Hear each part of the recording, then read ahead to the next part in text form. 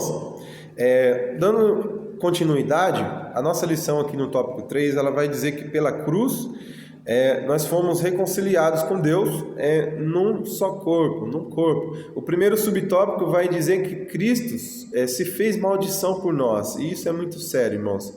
Isso deve nos levar a uma tristeza profunda, né? Porque Cristo, sendo santo, sendo Ele inculpável, sendo Ele inocente, né? Como o próprio Pilatos diz, enquanto estava julgando a Cristo, né? A Jesus, ele próprio diz: eu não vejo uma falta nesse homem, eu não vejo um crime, eu não vejo quais acusações fazer contra esse homem, né? Ele não tem culpa.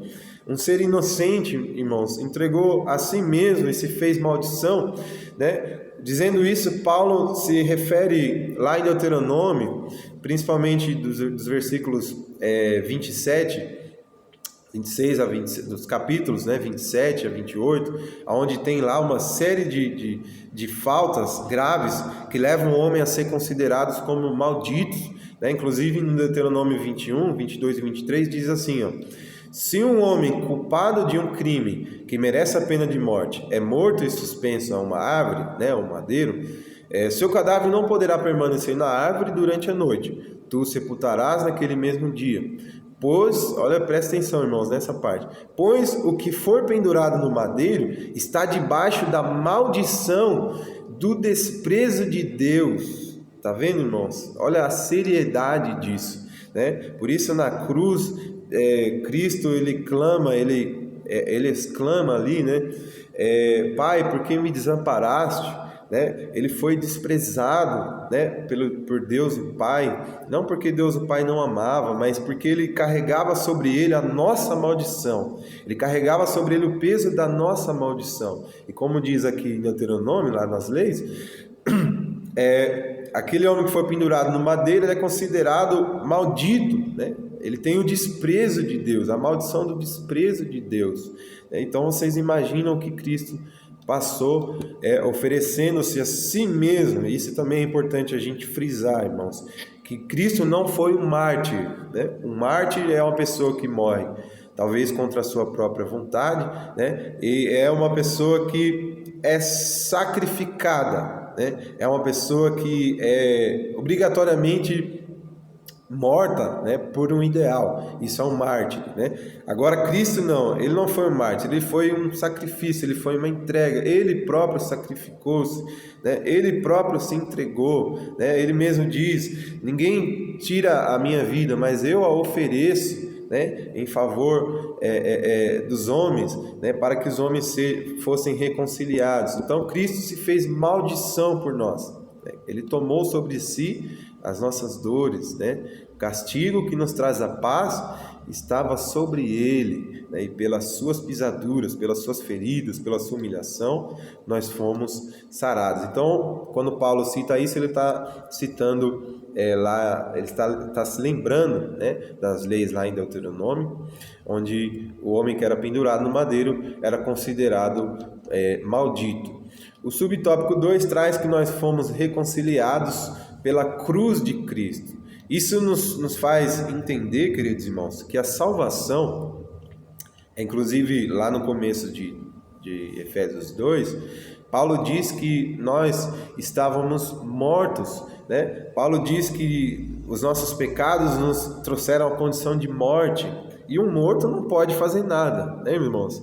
Como é que você pode querer que um morto faça alguma coisa? Então, todo o mérito da salvação vem de Deus. Todo o processo da redenção, desde o planejamento até a execução, é tudo mérito de Cristo. Por isso nós devemos render a Ele glória, né? Louvores, porque nós, na condição de mortos espirituais, nosso pecado, nós não tínhamos, nunca teríamos condições de responder positivamente a Deus, de tomar uma iniciativa até Deus. Por isso tudo é mérito de Cristo, né? A Ele seja dada a honra, a glória e todo o louvor, né? Nós éramos considerados inimigos de Deus, né? Como diz lá em Romanos 5:10, né? Que diz assim: porque se nós, sendo inimigos, fomos reconciliados com Deus pela morte de seu Filho, muito mais tendo sido já reconciliados, seremos salvos pela sua vida. Então a salvação, a reconciliação, ela só vem através da cruz, através do sacrifício da cruz. Eu gosto muito de lembrar o que Paulo falou para Nicodemos, né, conversando lá com o fariseu Nicodemos, lá em João 6, se eu não me engano. Ele vai dizer que ele faz uma analogia também, uma comparação com o próprio sacrifício dele com um episódio que aconteceu com o povo de Israel no deserto, quando em sua ira Deus enviou diversas serpentes, né, para que picassem o povo, e mandou que Moisés construísse uma serpente de metal, né, e cravasse essa serpente no chão como uma haste, né, um poste, e somente aqueles que olhavam para aquela serpente, né, de metal eram curados e recebiam vida, né? Cristo fez a comparação do próprio sacrifício dele com esse episódio, né, irmãos? A única forma, então, do mesmo jeito que aconteceu com o povo de Israel, de nós recebermos vida, de nós sermos curados dessa doença, desse veneno chamado pecado, é olharmos para a cruz de Cristo. Somente quando nós olhamos para a cruz de Cristo é que nós somos curados dessa maldição, né? No subtópico 3, para a gente encerrar, o vídeo já está ficando bastante pesado, irmãos, eu falo muito, vocês me conhecem, né? Mas diz que nós fomos reconciliados na cruz em um corpo, irmãos. Existe no nosso meio, na vertente pentecostal, existem aí, nós interpretamos que existem dois tipos de batismo: o batismo com o Espírito Santo, né, e o batismo em imersão nas águas.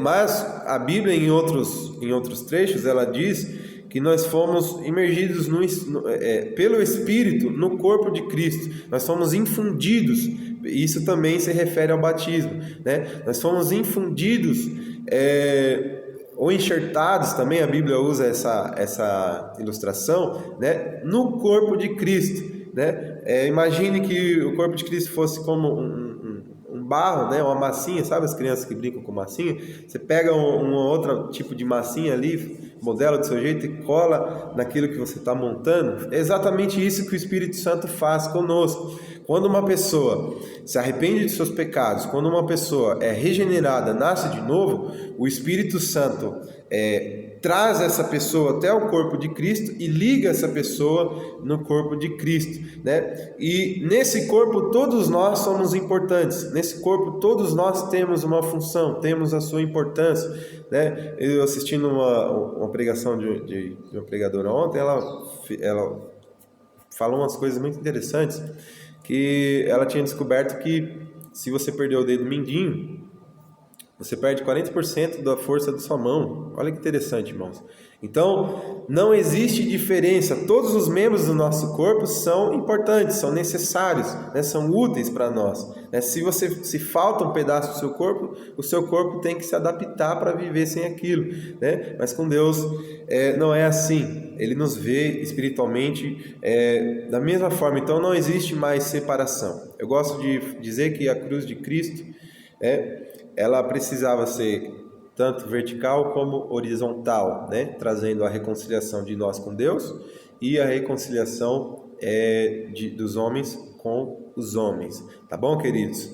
Que Deus abençoe a vida de vocês. Os vídeos ficaram um pouco longos, né? Mas nós vamos aprendendo, nós vamos nos adaptando. Mais uma vez eu peço oração aos irmãos. Nós iremos postar no grupo, né, essas lições.